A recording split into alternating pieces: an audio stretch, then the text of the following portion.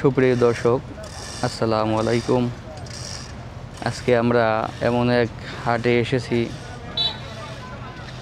পুরাতন দিনের পুরাতন ঐতিহ্যবাহী হাট, যে হাট সপ্তাহে বৃহস্পতিবার বসে। তা আমরা ঐতিহ্যবাহী সেই হাটে আপনাদের কিছু বাঁশের দোকান আছে, যেটা দেখানোর চেষ্টা করব। আপনারা পুরো ভিডিও না টেনে সাথে থাকবেন। ঐতিহ্যবাহী সেই বাঁশের এটা বলে হাট। সেই হাটে বিভিন্ন ধরনের লম্বা বাঁশ, ছোট বাঁশ, চালি বাঁশ, মুলি বাঁশ,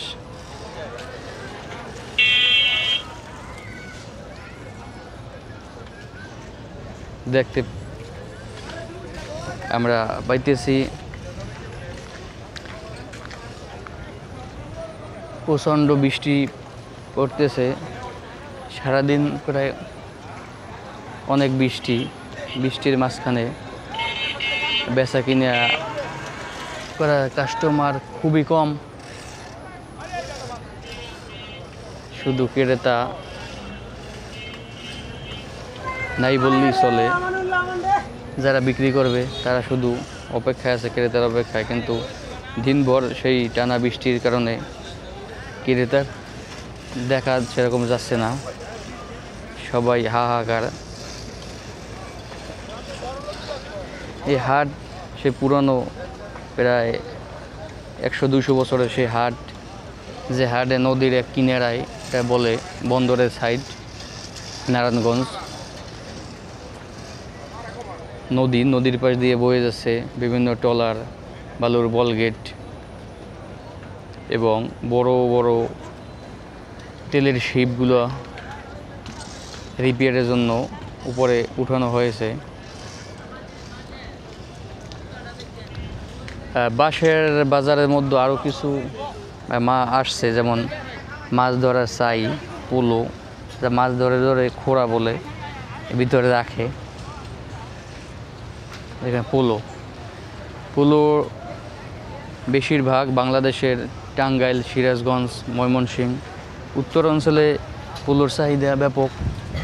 পোলো দিয়া তারা মাছ ধরে।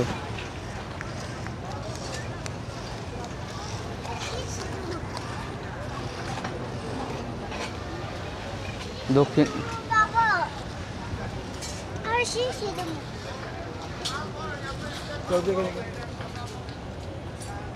পোলোর চাহিদা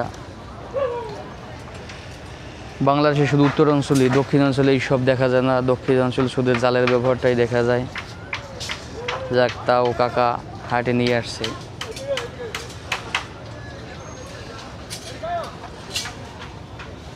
সুপ্রিয় ভাই বোন বন্ধুরা, আপনাদের আরেকটি বিষয় দেখাই। যেই জায়গায় শুধু বড় বাঁশ কেটে ছোট ছোট বাঁশের চালি ব্যবহার করা হয়, চালি বানানো হয়, দেখেন কারিগররা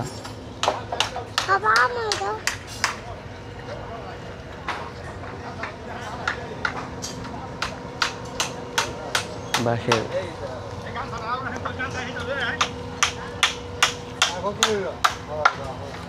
চালি বানাচ্ছে।